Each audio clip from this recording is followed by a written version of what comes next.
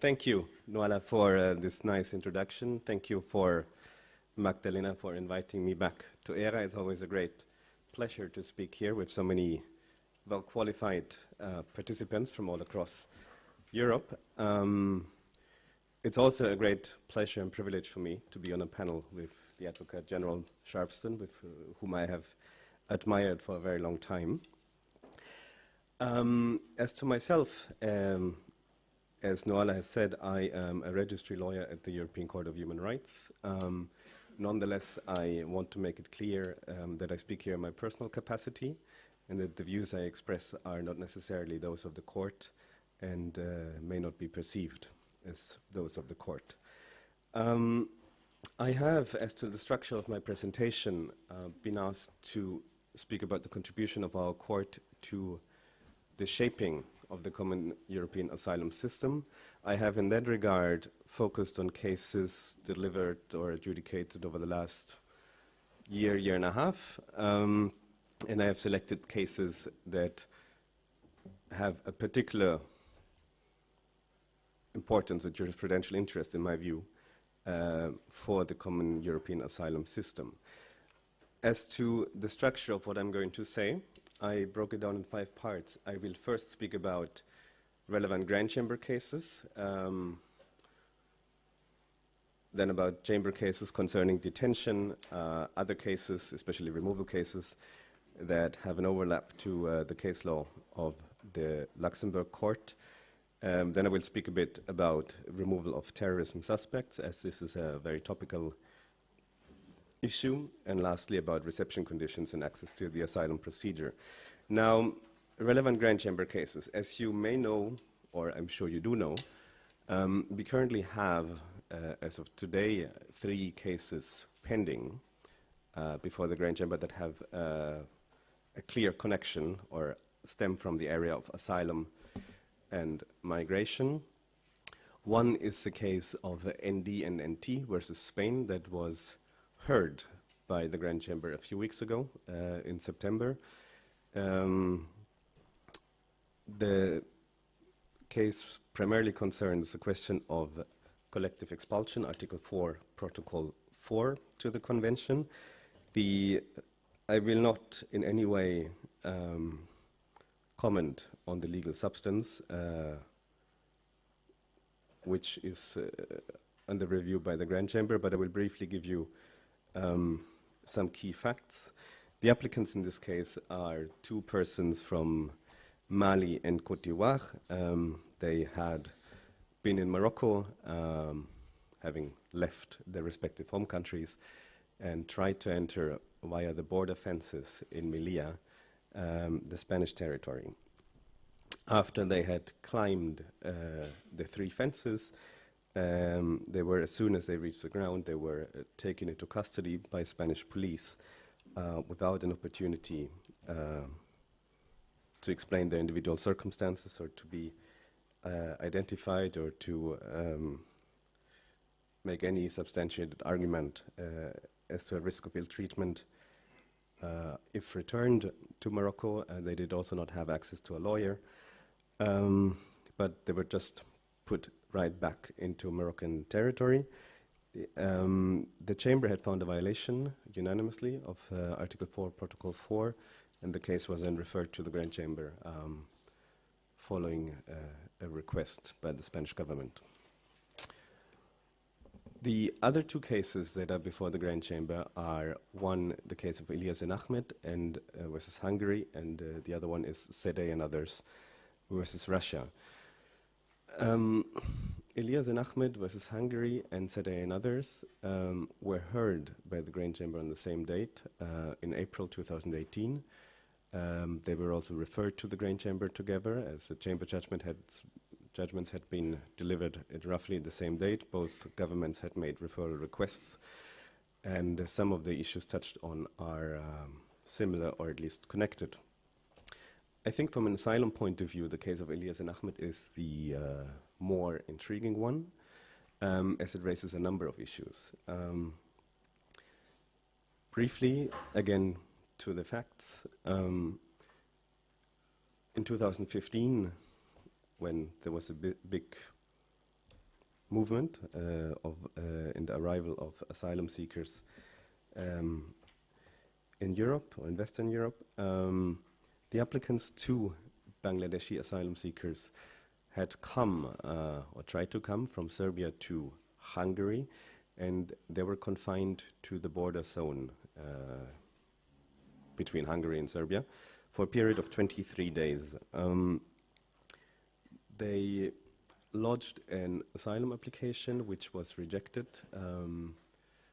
based primarily on the finding in Hungarian legislation that Serbia is a safe third country. The case before the Chamber and now the Grand Chamber concerned in principle three questions. One, whether or not Article 5 of the Convention, deprivation of liberty, is applicable to the holding or confinement in the transit zone. The Chamber had found that it was, and had found a violation in that regard, saying there was a de facto deprivation of liberty without any court decision or decision by an authority ordering such deprivation of liberty. Connected to that, the conditions of this detention were examined. The court in that regard, the Chamber in that regard, found that there was no violation of Article 3. And the third question, that is why I think the case is also very interesting from a point of view of the European asylum system, the case also concerns the question of a safe third country, because the Hungarian authorities, as I had said before, had included in the legislation that Serbia was a safe third country. There had been a number of reports to the contrary concerning access to the procedure, shortcomings in the procedure in Serbia, very low recognition rates, and thus a risk of onward removal to a country where the applicants might be at risk. Nonetheless, the Hungarian courts had more or less schematically applied this legislative choice of Serbia as a safe third country and not thoroughly assessed the submissions by the applicants and the reports concerning the situation in Serbia. Hence, the Chamber had found a violation in this regard. So, as I said, this case has, in my view, two very interesting questions: the safe third country and the question of confinement in border zones, transit zones, all sorts of processing centers that may be in the discussion in Europe at the moment, both within the European Union as well as outside. The third case that I mentioned, Sedey and others versus Russia, was referred to the Grand Chamber as it also concerns the question of confinement or deprivation of liberty in a transit zone. In this case, the four applicants were asylum seekers who were stranded in the transit zone of Moscow's international airport. They were denied entry into Russia and spent there between 5 months and 2 years in the transit zone, sleeping on a mattress on the floor in the boarding area, getting emergency food support from ECtHR, not having access to showers. The Chamber found a violation of the Convention in that regard. In my view, we do have ample case law on the question of confinement in airport transit zones, going back to Amour versus France. But as the case concerns a similar question as that referred to the Grand Chamber in Ilyas and Ahmed, I think there's good reason that both of them be dealt with by the Grand Chamber, and they were also heard on the same day. I mentioned below 4 relevant Grand Chamber judgments delivered in 2016. I think they're all very relevant. I've spoken about them before. I think they're a bit, do not contain maybe very big news, so I did not intend to speak extensively about them. However, I would like to flag from the experience of a lawyer processing cases in Strasbourg that the cases JK and others and FG versus Sweden, which I think contain a lot of very relevant principles, which in my personal view do lead to a number of follow-up questions, we have had very few applications that invoked or brought such questions, and we have not really seen it discussed in domestic court judgments either, maybe by judges on an ex officio basis. So I would just like to share a few thoughts, which again are my personal ones. The case of FG versus Sweden. It concerned an Iranian applicant who had traveled to Sweden prior to lodging his asylum application, had converted to Christianity, had based his asylum application on political activities in Iran, had been asked by the authorities whether he wanted to rely on his conversion to Christianity as a ground for asylum, and said that he did not want to. He wanted to treat it as a private matter.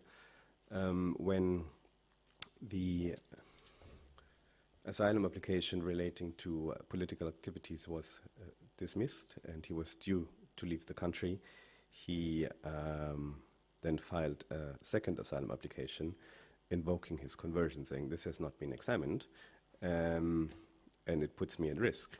Now, the Swedish authorities in court had said, well, we had asked you, it's a known circumstance, you didn't want to invoke it, we cannot reopen the proceedings or have a second set of proceedings because this is not a new circumstance. In there, the court, the Grand Chamber did find a violation of articles, or that the applicant's removal to Iran would amount to a violation of Articles 2 and 3, because it considered that the Swedish authorities were very well aware of a fact, the applicant's conversion, that may well put the applicant at risk if removed to Iran, and chose not to examine it, relying also on the procedural law. And there, that Grand Chamber said, if you are aware of such a fact, you must examine it ex officio, whether it's invoked or whether your procedural rules do cause you problems. You must not close your eyes. Now, I will speak a bit about conversion, Iran removals a bit later on, but to me, this question, or this case and the statements contained there, lead to a number of follow-up questions. We have in FG the case where the initial asylum proceedings concerned a claim, political activities, that was completely different from the claim or alleged ground for the risk that was not examined, religious conversion. Now, to what extent and how could that judgment be applied? For example, we repeatedly have cases where maybe an internal flight alternative is at issue, and the domestic authorities, domestic courts find, yes, this person is at risk of ill treatment in Zone A of the country, but not in Zone B, can safely relocate there. And then information comes to light, maybe there's a change in circumstances in that Zone B that does not make it safe generally, or some circumstances of the applicant, some submission saying, but it's not safe for me there. To what extent can you, maybe the claim as such, the asylum claim is still the same, saying I risk ill treatment because of my political activity or ethnicity or whatever, but it concerns not the failure to examine or the lack to examine a separate asylum claim, but more an element of the removal decision or asylum claim, namely internal relocation. In the case of JK and others, just also to give you an example, It concerned a family of Iraqis who had been in Baghdad, had had a shop which had been attacked in the past, and then they went into hiding in Iraq for 2 years before they went to Sweden to seek asylum, and the Swedish authorities had said that had you fled at the time you were attacked, we would well have found there to be a risk of ill treatment. But you stayed on for 2 years without anything happening to you. The assessment being a forward-looking one, we do not consider there to be a risk of future ill treatment. And then the court, the Grand Chamber, came down with 2 basic findings, saying one, a past ill treatment is an indication for future ill treatment. That is very much in line with UNHCR's long-standing position in this regard. And the second one is that the applicant, the shared burden of proof, the applicant has to advance the grounds relating to his personal circumstances, his experiences, and the authorities then have to dispel any doubts of ill treatment, if there are any, saying, combining the two, the person was previously ill-treated, so there is a presumption that they're going to be ill-treated again. That was the applicant's part of the submission. Now the authorities have to dispel any doubts, which the Swedish authorities in that case had not done. So a violation was found. Looking again, for example, at the question of internal relocation, we may well have cases where it is established in the domestic proceedings that a person was ill-treated in one part of the country by actors that have reached throughout the country or do not have reached, depending on the claim, which may well be seen as an indication for a risk of future ill-treatment. To what extent, how thorough is the obligation on the part of the authorities to dispel any doubts of ill-treatment in the event of relocation? It is, we often see decisions saying, we believe you that you're at risk in that part of the country, but you can go to another city that is far away, it's fine. Now, if you actually take the submission that we found your past ill-treatment that is not doubted by the domestic authorities carries an indication for future risk, how thorough do you as the authority have to dispel any risks of ill treatment if the person relocates? As I said, these questions are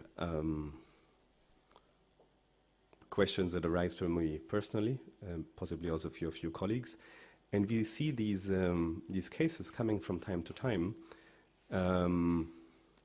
with neither the lawyers in the domestic proceedings, in the convention proceedings, nor the domestic courts addressing any such issue. So I think those 2 cases in particular and the statements contained therein merit some reflection in how they can applied to different sets of circumstances. So far, from my side, on the question of Grand Chamber case law. I meant to continue with questions of detention, deprivation of liberty, confinement, as we had spoken about Elias and Ahmed and Sadeh and others before the Grand Chamber. A very important judgment was that of JR and others versus Greece, delivered in January this year. It concerns the confinement of the applicants in a hotspot in Chios in Greece, under the EU-Turkey statement, with regard to which we will have a separate session later in the day. So the applicants were Afghan nationals arriving in Chios shortly after the entry into force of the EU-Turkey statement. They were arrested and placed in the respective hotspot facility. I did not write detention center, I wrote facility, as that was a bit in dispute. It was for reception, identification and registration to see whether possibly the applicants would fall under the persons covered by the EU-Turkey statement. Then as soon as the applicants were in contact with the authorities, the local police chief ordered their detention pending removal, saying there's a risk of absconding. A bit later, the wish to apply for asylum was registered, and another 2 weeks later,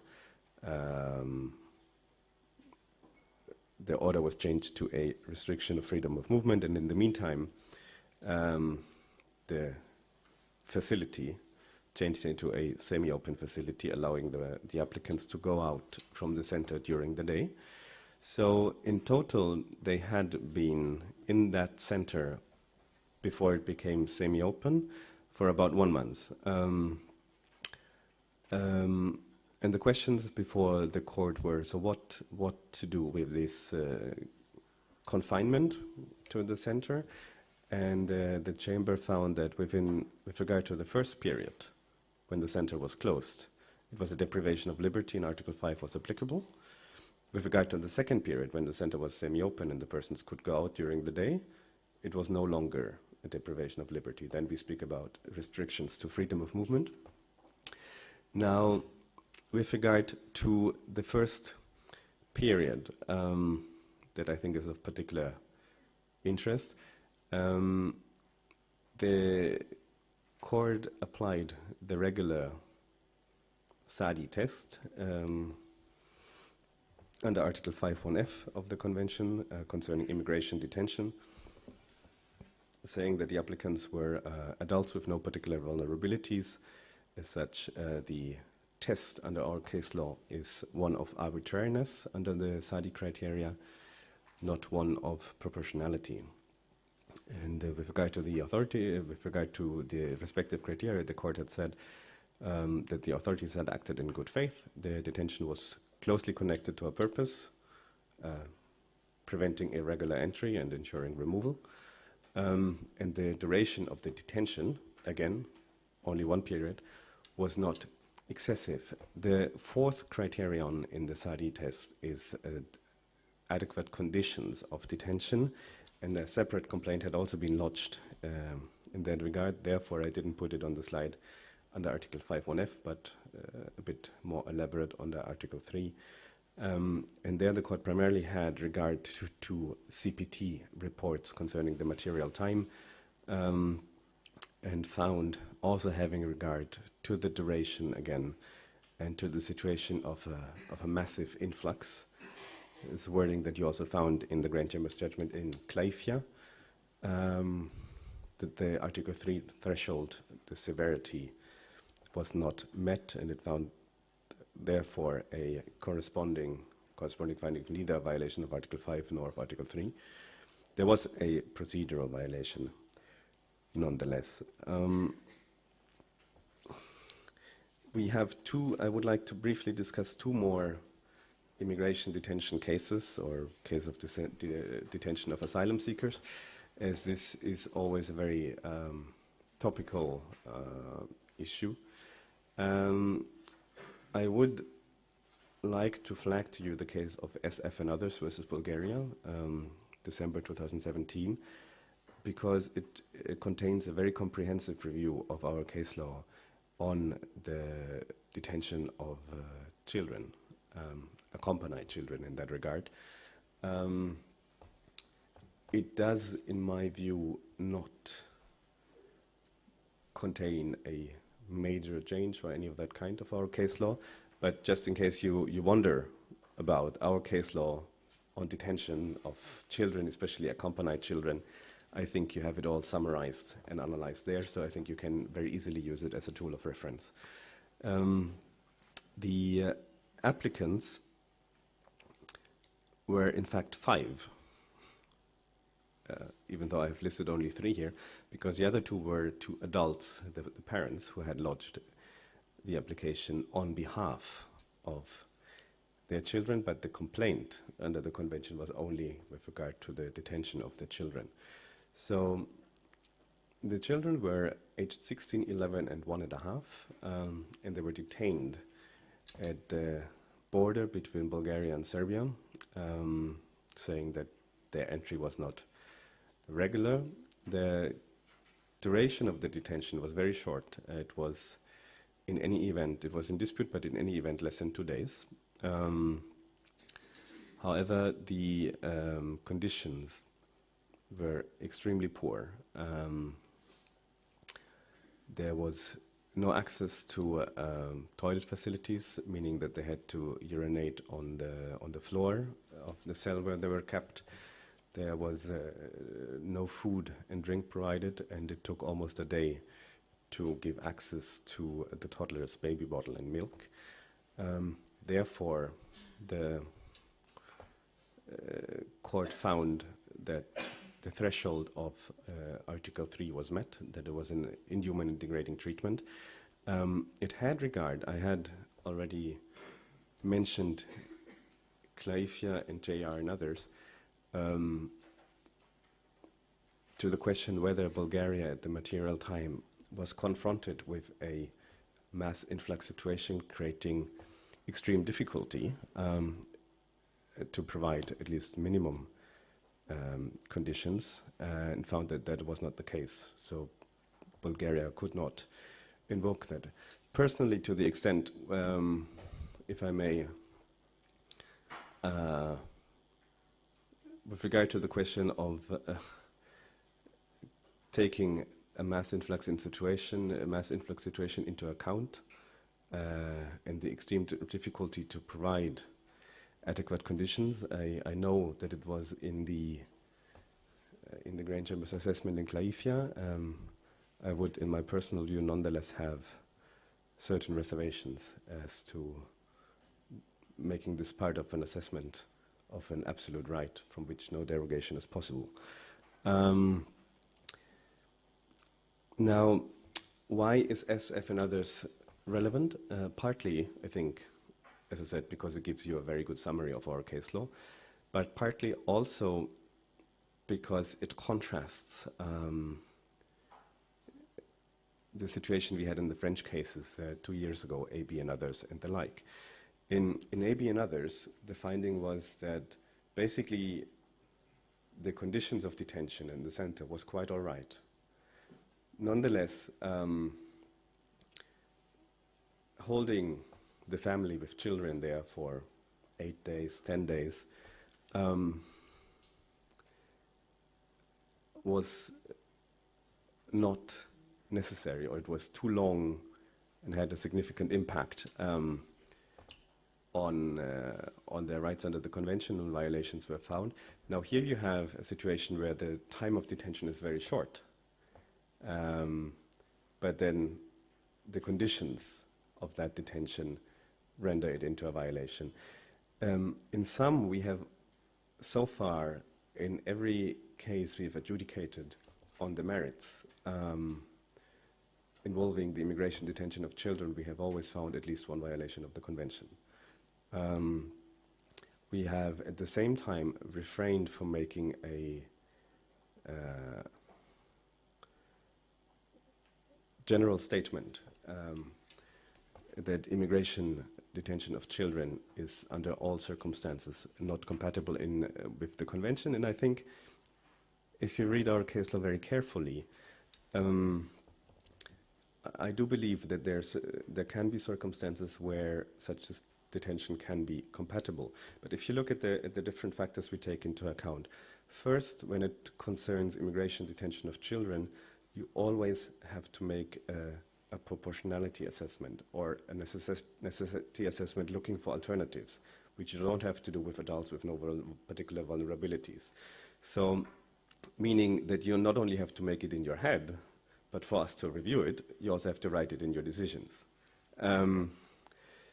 That is one. Secondly, you need adequate conditions, as, for example, described in the French cases. That also needs to be maintained. Thirdly, the duration must be very short. I mean, in the French cases, despite adequate conditions, 8-9 days were too long. So I think if you want to comply with the convention in such a case, you need to thoroughly consider alternatives, saying why they're not possible. You must have very well-equipped centers for families and children, and the duration must be extremely short. I mean, I cannot give you a limit, maybe we speak about 2 days, 3 days, I don't know, maybe 4 days, like just before removal. But I think if you take all the case law together, you can clearly see how we move between the different criteria and apply them as a concept together. In that regard, I just wanted to very briefly mention also the case of Bistieva and others versus Poland. It concerned the detention of a mother and 3 minor children for almost 6 months. And the interesting part here was that the Article 5 complaint about the deprivation of liberty as such was inadmissible due to a non-exhaustion of domestic remedies. However, there was also a complaint under Article 8 of the Convention, right to respect for family life. And the court accepted that the applicants posed a risk of absconding, saying that this is a legitimate aim to interfere with their right to respect for family life, saying the interference was found to be in the living conditions of mother and children together in custody for half a year, saying this is undoubtedly an interference with effective exercise of family life. And the key aspects for finding a violation was saying it was too long. Half a year was by no means necessary. The proceedings were not speeded up as necessary. And the court was also not convinced that the Polish authorities had really assessed alternatives to the required extent. So that is just something that is also to be taken into account, to not only look for relevant case law concerning immigration detention under Article 3 and Article 5, but possibly also Article 8. Now, I would like to leave the area of detention and come to an area which is, or has at least in the past had significant overlap with the jurisprudence of the Luxembourg court, that is Dublin. First of all, in this regard, on this matter, things have been relatively quiet on our front over the last year and a half. We basically had one decision which I think is of jurisprudential interest.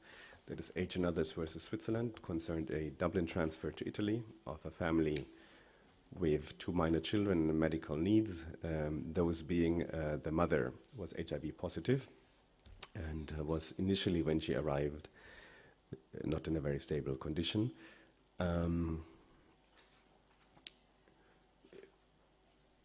This case was relevant insofar as, in the meantime, a report had come out from the Swiss and Danish Refugee Council that showed that the general assurances given by the Italian authorities by way of circular letter concerning the placement of families and individuals with children were not always complied with, in particular in cases concerning Dublin transfers from Switzerland to Italy.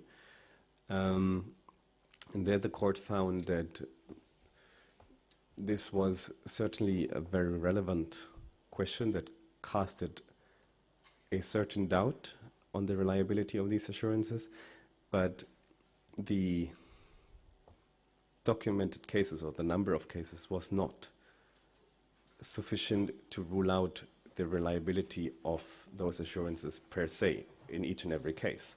So in that regard, we had to assess the circumstances of the individual case. And there it had become quite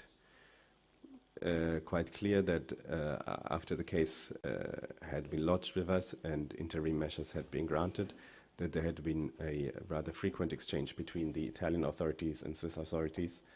And we had no doubt that in this particular case, those assurances would be complied with.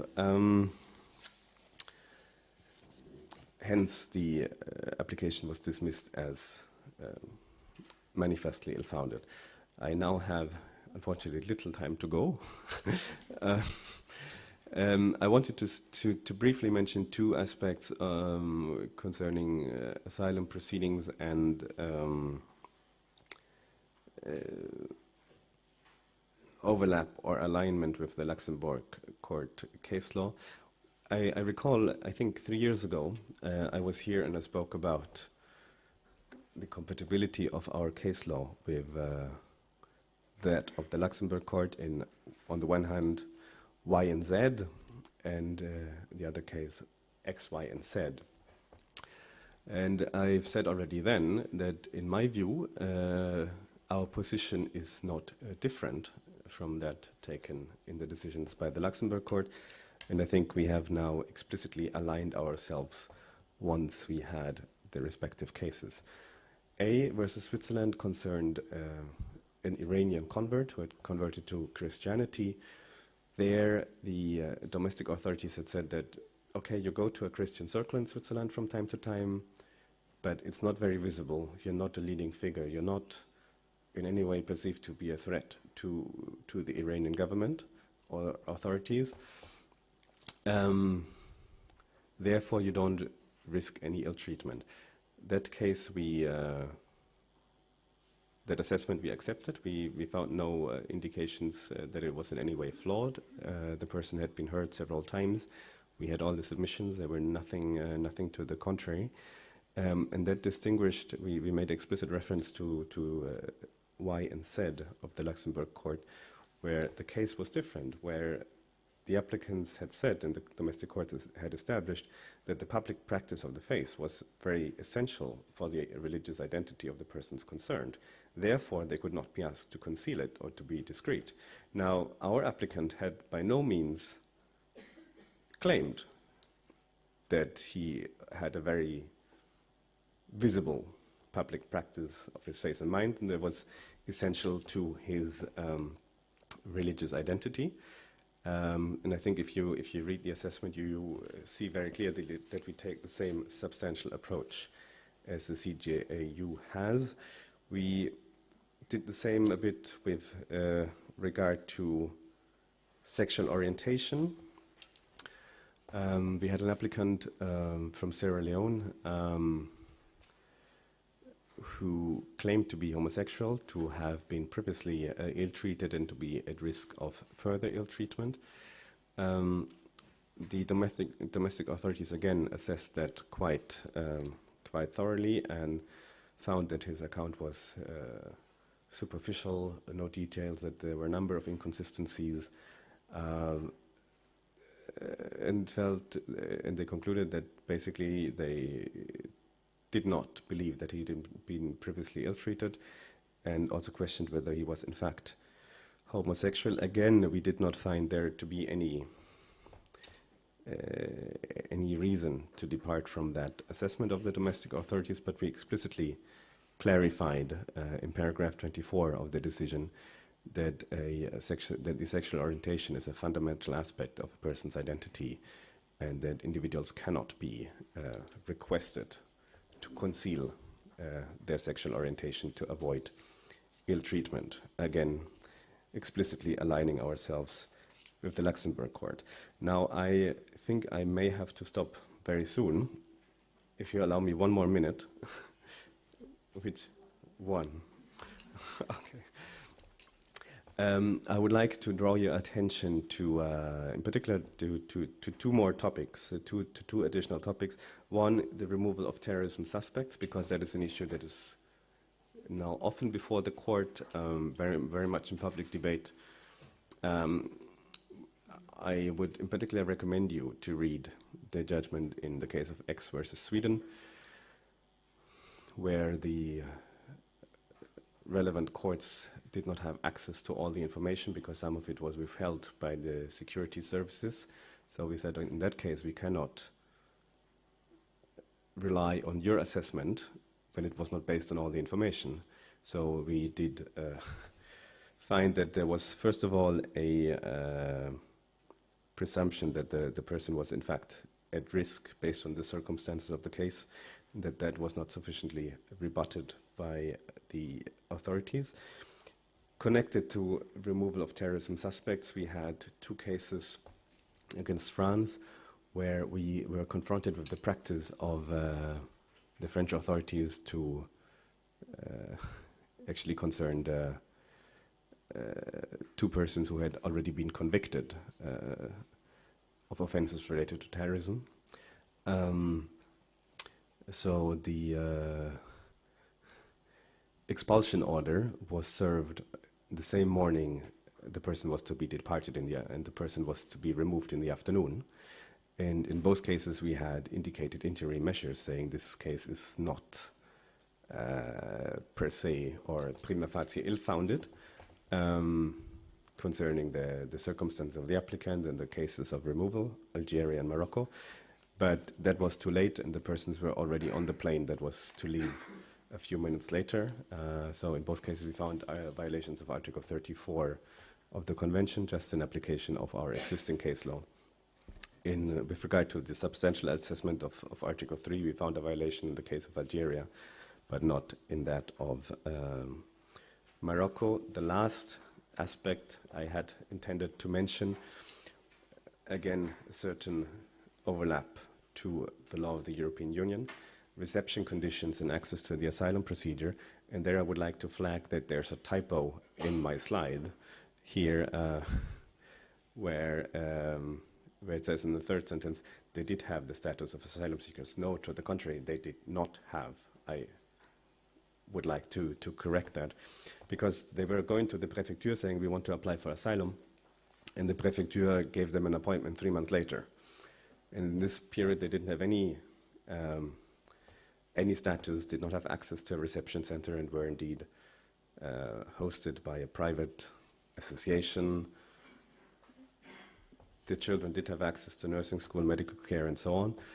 But I think the situation was far from ideal. Nonetheless, the Chamber concluded that there was no violation of Article 3, but I think question of reception conditions or cases like that may come up. Similarly, once again, in the case of AEA versus Greece, we found a violation of Article 13 in conjunction with 3, where the applicant was unable